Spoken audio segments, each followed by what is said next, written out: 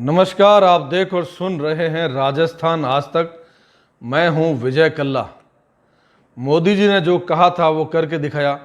पाकिस्तान पर air strike कर दी, missile टिका दी, ठोक डाली। और जैसा चैनल्स में आ रहा है, सूत्रों की माने तो 100 से ज़्यादा आतंकवादी मारे गए। अब तक विपक्ष वालों ने ये कहा था कि मोदी जी जो भी फैसला लेंगे हम उनके साथ हैं, हम देश के साथ हैं, लेकिन वो झूठ बोल रहे हैं। वो केवल बातों से साथ थे, मन से नहीं थे, और बातों से भी पूरी तरह से नहीं थे। उन्होंने कह दिया कि हम साथ हैं, उसके बाद अपनी टीम को छू करवा दिया। टीम से बोला जो मर्जी आए बको, बोलो कुछ भी, जो चाहे देश के खिलाफ बोलो, जो चाहे सेना के खिलाफ बोलो, उनका मोरल डाउन करो। और वो शुरू भी हो गए। या तो पटकथा लिख कर दी गई है और या छूट दे दी गई है। जैसे मोदी जी ने छूट दी थी सेना को, जाओ और ठोको, वैसे उन्होंने छूट दे दी अपने नीचे वाले नेताओं को, जाओ और बको।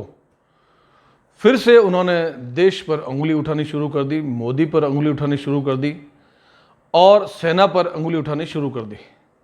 ये इनकी आदत है। विपक्ष हमेशा देश को नीचा दिखाने की कोशिश करता है और ऐसे ऐसे सवाल पूछते हैं, ऐसी ऐसी बातें करते हैं कि वो पाकिस्तान की हेडलाइन बन जाती है, वहाँ टीवी पर डिबेट की वजह बन जाती है। जबकि हम ताकतवर हैं। पाकिस्तान में हेडलाइन अगर बनती है वहाँ के नेताओं की वजह से, तो वो अपने एटम बम को, परमाणु बम को 150 ग्राम में तोल देते हैं, इसलिए बनती है। वहाँ आटा 300-600 रुपये किलो हो जाता है, इसलिए वहाँ के नेता चिल्लाते हैं हमारी हेडलाइन बनती है। वहाँ की जनता, वहाँ की आवाम भूखे मर रही है, वो चीखते चिल्लाते हैं, तो यहाँ हेडलाइन बनती है, समझ में आता है। लेकिन यहाँ सब कुछ है और बकने की आज़ादी है, इसलिए वहाँ हेडलाइन बनती है। ये सब कुछ इनको पता है। अब मोदी जी ने ठोक दिया है। पहले कहते थे कब ठोकेंगे, लीजिए हमने कह दिया ठोक दो, अब ठोक के दिखाओ। थोड़ा समय लगता है। मैंने पिछले खबर में, मैंने वीडियो में कहा था कि किसी के घर जाके डंडा लेकर सर फोड़ने जितना काम आसान नहीं है। थोड़ा दिन लगेंगे, लेकिन कार्रवाई होगी। तो ऑपरेशन सिंदूर हुआ, कार्रवाई हुई। हमारे यहाँ की बेटियों के सिंदूर को पहुँच दिया गया, साफ कर दिया गया, मांग खाली कर दी गई। तो ऑपरेशन सिंदूर में वहाँ की कितनी सारी आतंकवादी महिलाओं के सिंदूर साफ कर दिए। हालांकि वो सिंदूर नहीं लगाते, लेकिन ऑपरेशन सिंदूर, सिंदूर का जवाब सिंदूर से। अब कहा जा रहा है कि किसी सेना पर हमला नहीं हुआ, आम जनता पर हमला नहीं हुआ, केवल आतंकवादियों को मारा गया। अब देखिए डंडी रोना शुरू होगा, छाती पीटेंगे कि वहाँ 2 फौजी खड़े थे, वो भी मारे गए। अरे यार, या तो फौजी उनको छोड़ने गए होंगे आतंकवादियों को, या लेने गए होंगे अपनी गाड़ी में, या उनकी सिक्योरिटी कर रहे होंगे, वहाँ खड़े थे इसलिए मर गए होंगे। हालांकि ऐसा अभी कुछ नहीं है सामने, लेकिन ये होगा। और 2 नागरिक मारे गए। हो सकता है वो नागरिक वहाँ से निकल रहे थे, नागरिक वहाँ पहुँच रहे थे, जब मिसाइल वहाँ से रवाना हो गई उसके बाद कोई पहुँचा, वहाँ मर गया। हंगामा फिर शुरू। देखिए आम आदमी मर गया। और आतंकवादी ओबामा जी, ओसामा जी, श्री जी कहते हैं, जिनके लिए कोर्ट खुलवा लेते हैं, वो श्री और जी कहने वाले भी रोना शुरू होंगे कि फला एक आतंकवादी मारा गया, उसकी शादी हुए 5 दिन हुए, अभी तो उसका वो पत्नी को नहीं देख पाया, या एक की शादी हुई उसको 2 दिन पहले बच्चा हुआ, उसका मुंह नहीं देख पाया। बेचारे ओसामा जी, ओबामा जी के चेले मर गए। मतलब रंडी रोना फिर शुरू होगा कि बेचारा मारा गया। कुछ तो ऐसे थे जिन्होंने भारत पर हमला नहीं किया, वो तो नई नई ट्रेनिंग ले रहे थे अभी आतंकवाद की, इसलिए भी बेचारों को क्यों मार दिया गया। अब पानी बंद हुआ पाकिस्तान का, और दर्द हुआ यहाँ के भारत के नेताओं को, कांग्रेस के नेताओं को, कि उनका पानी क्यों बंद कर रहे हो, ये हमारा समझौता था। अरे यार, समझौता ये भी था कि आपको देश दे दिया गया, पड़े मरो चुपचाप वहाँ पर वो यहाँ आतंक फैला रहे हैं, यहाँ हिंदुओं को मार रहे हैं। और जब बम विस्फोट होता है तो वो कोई हिंदू मुस्लिम नहीं देखते, ट्रेन उड़ाते हैं, बाजार में हमला करते हैं, किसी बड़ी सारी 5 स्टार 7 स्टार होटल पर हमला करते हैं, तो वहाँ हिंदू मुस्लिम सब मर रहे हैं। वो नहीं देखते कौन मर रहा है, लेकिन आपको यहाँ चिंता है कि उन बेचारों का पानी क्यों बंद कर दिया। वाह यार, मतलब कमाल हो आप। एक तरफ कहते हैं कि हम देश के साथ हैं, मोदी जी आप जो कार्रवाई करेंगे हमारा पूरा सपोर्ट है, और दूसरे दिन अपने 4-6 लोगों को छू करवा दिया, वो बकना शुरू हो गए।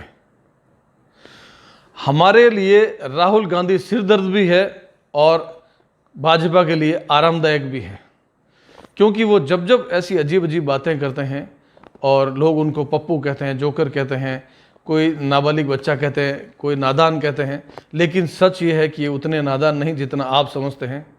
आप देखिए, जब भी वो विदेश गए हैं, देश के खिलाफ बोले हैं, और बोले तो इतना खतरनाक बोले हैं कि देश के लिए खतरा हो गया, और उनकी वहाँ बोली हुई बात पाकिस्तान में हेडलाइन बनती है।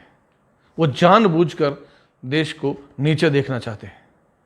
उनके शब्दों से, उनकी बातों से, उनकी हरकतों से हमेशा ऐसा लगता है वो अक्सर ऐसी अजीब हरकत करते हैं जिससे लोग उनको अंडर एस्टिमेट करें कि क्या है, ये तो पप्पू है, बेचारा है, मंदबुद्धि बच्चा है, बालक है।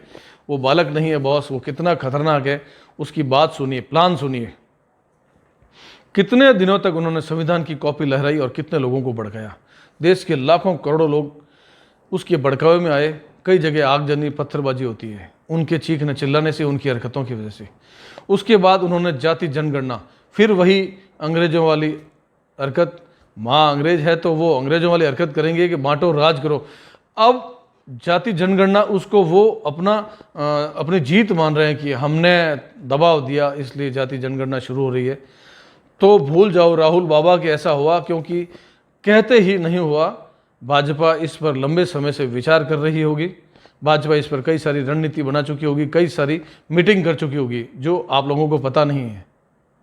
अक्सर जब भी भाजपा कोई निर्णय लेती है तो लंबे समय तक उस पर बातचीत करती है, उसके बाद कोई परिणाम आपके सामने आता है। लेकिन आपको लगता है कि रात को उन्होंने कहा कि जनगणना शुरू हो जाएगी और बस ये हमारे कहने से हुआ, तो ऐसा कुछ नहीं है।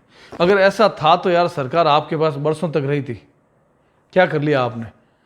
अब जनगणना में भी वो अपनी जीत देख रहे हैं, लेकिन ये अभी जो चुनाव आ रहे हैं उसमें कोई परिणाम नहीं आ रहा है। कितने समय तक वो जाति जनगणना राहुल बाबा चिल्लाते रहे और लगातार हारते रहे। इनके हारने की वजह, कांग्रेस के डूबने की वजह से लोगों को लगता है कि राहुल गांधी में अकल नहीं है, तो आप गलत सोचते हैं।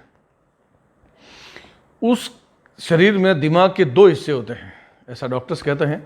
अखरोट जैसी साइज होती है उसकी, तो एक हिस्सा बहुत समझदारी का होता है, एक जाहिल जैसी हरकत करने के लिए हो सकता है।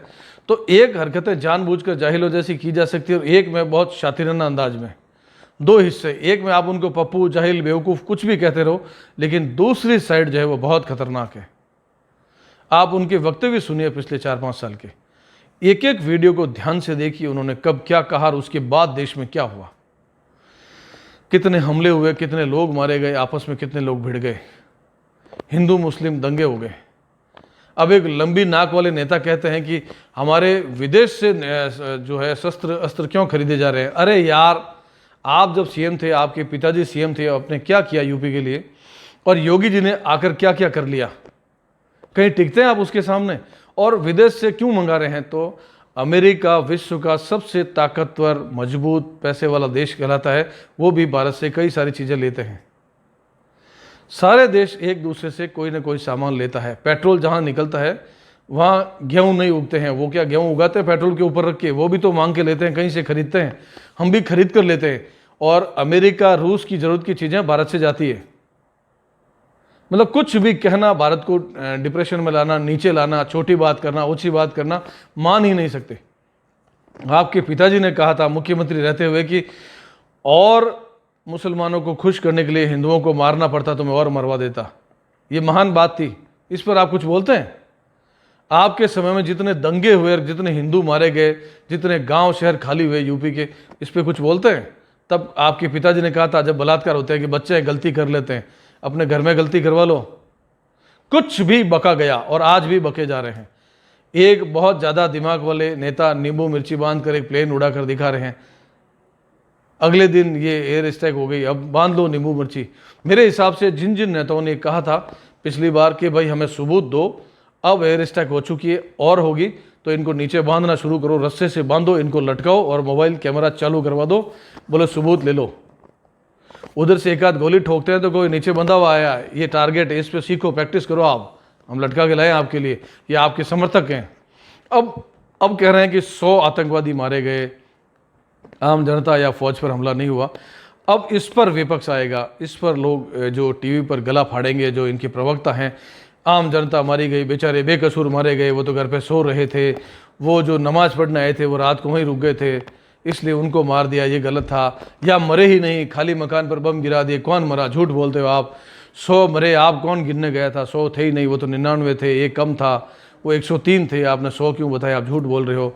अब जो मरे उनकी सूची ला कर दो, उन्होंने पजामा पहना था कि नहीं, उन्होंने क्या ड्रेस पहनी थी, वहाँ लाइट थी कि नहीं थी, वो उनके एक्सरे लेके आओ, DNA टेस्ट कराओ आतंकवादियों के, कौन कौन मरा था, उसमें कोई एक आध हिंदू तो नहीं था वहाँ रहने वाला। हो सकता है वो शरण देने के लिए हिंदुओं को उन्होंने वहाँ रख लिया और बेचारे हमारे हिंदू मारे गए। ये क्या कर दिया मोदी जी, आपने तो कातिल बन गए, आपने हत्या करवा दी हिंदुओं की। वहाँ शरण लिए हुए आधे हिंदू थे। कुछ भी बका जाएगा। पहले कहा आप ठोको, अब जब ठोक दिया है तो या तो गलत था, झूठ बोल दिया आपने, ठोके ही नहीं, और या ठोक दिया तो उसमें गलत लोग मर गए, मासूम मर गए, बेचारे मर गए। जो पत्थर फेंकते से भटके हुए नौजवान थे, वो भटके हुए सो रहे थे वहाँ पे, वो मारे गए। ये सब कुछ भी आएगा आपके सामने। आप ठंड रखें और टीवी चालू रखें, बस देख लीजिए इनके प्रवक्ता।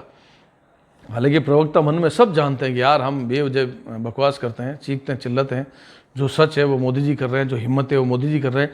इससे पहले ट्रेन में हमला हुआ, बम फूटा, मंदिर पे हमला हुआ, बाजार में हमला हुआ, देश के हर शहर में हमला हुआ, बम विस्फोट हुआ, हजारों लोग मारे गए। मुंबई बम विस्फोट हुआ। क्या किया जब कांग्रेस सरकार थी? क्या तोड़ लिया? जाकर पाकिस्तान पर एयर स्ट्राइक कर दी, भाग कर विदेश गए और वहां जाकर हाथ जोड़े रोए कि साहब हमको बचाओ, वो टटपूंजिए भूखे नंगे हमको पीट रहे हैं। अब ऐसा नहीं हो रहा। ये तकलीफ है, तिलमिलाहट है कि जाओ वहां जाकर रो यार, जैसे हम रोते थे। आप तो रो ही नहीं रहे हो, तो हमारी बेइज्जती हो रही कि हम रोते थे, आप नहीं रोते हो, आप ठोक रहे हो। तो ये इंसल्ट बर्दाश्त नहीं होती है। मोदी जी आप ठोको, पीछे से कहते मत ठोको, कभी कहते हैं क्यों ठोक रहे हो। मतलब कुछ भी यार। हमारे देश में सवाल पूछा जाता है जब प्रवक्ताओं से या इनके नेताओं से, तो तुरंत भटकाते हैं बात को। उस बात को छोड़िए, वो वहाँ उस दिन जो 3 मुसलमान लिंचिंग में मारे गए उस पर आइए। वो उस दिन बारात चढ़ रही थी, वो SC ST को पीट दिया, देखिए आप उस पर आइए। अरे यार, अभी पूछा जा रहा है कि देश की जो स्थिति है उसमें हमको हमला कर देना चाहिए, क्या करना चाहिए, क्या उसको नहीं। आप उसको छोड़िए, लिंचिंग पे आइए। वो एक मुस्लिम मारा गया, वो ऐसा था, वो मीट ले जा रहा था, वो गौ हत्या नहीं थी, वो बछड़े का किसने फेंका, उस पे आइए आप। 9 साल पहले क्या हुआ था, ऐसा कुछ भी कहा जाएगा। और एक वो जो मैंने कहा था अखरोट साइज का जो हमारा दिमाग है, तो एक किस्सा मुझे याद आता है कि ट्रेन में हमारे सामने जो लोग बैठे थे कई सारे, वो अखरोट लेकर आए थे और वो वहीं तोड़ तोड़ कर खा रहे थे। तो उनको ये भूल गए वो कि वो जो है मूंगफली के छिलके नहीं, वो पाँव में चुभते हैं, बहुत कड़क होते हैं अखरोट के छिलके। और वो नंगे पाँव पालथी मारकर बैठे थे और अखरोट खा रहे थे। अचानक उनमें से एक बहुत भारी भरकम बंदा उतरा और सीधे अखरोट पे पाँव गया और खट से करके वो अखरोट उसकी पाँव में घुस गए। पाँव खून भर गया, पूरी ट्रेन में वहाँ खून हो गया, उसके पाँव भर गए। उसको बड़ी मुश्किल से अखरोट के छिलके को खींच कर निकाला गया और उनके पाँव धुलाए। फिर अगले स्टेशन पर वो उतर गया अपना सामान लेकर, पट्टी वट्टी बांधी की। ऐसे में हो सकता है अखरोट का कोई टुकड़ा कभी रह गया और वो गैंग्रीन बन गया तो उनका पाँव भी काटना पड़ सकता है। तो अखरोट खाने के बाद छिलकों को बाहर फेंक दिया करें और सावधानी से फेंकें, सार्वजनिक जगह पर नहीं फेंकें कि अखरोट खाने के बाद आप अपने हेल्थ बना रहे हैं, अखरोट खा रहे हैं, लेकिन छिलके कहीं ऐसी जगह फेंकें जो किसी को चुभ नहीं जाए, इसका ध्यान रखें।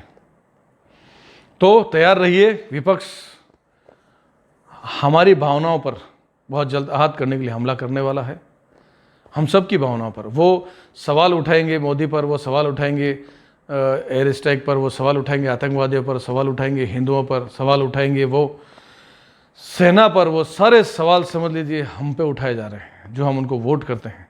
जो लोग ऐसे लोगों को वोट करते हैं, सोच लीजिए आप किसको वोट दे रहे हैं। अपना ख्याल रखिए, लाइक शेयर और सब्सक्राइब पर ध्यान दीजिएगा। काफ़ी आपका सपोर्ट मिल रहा है, समर्थन मिल रहा है, सब्सक्राइबर काफ़ी तेज़ी से अच्छे बढ़ रहे हैं। अगली खबर को लेकर फिर आते हैं, आज्ञा दीजिए। नमस्कार, जय हिंद, जय भारत। बंद कर।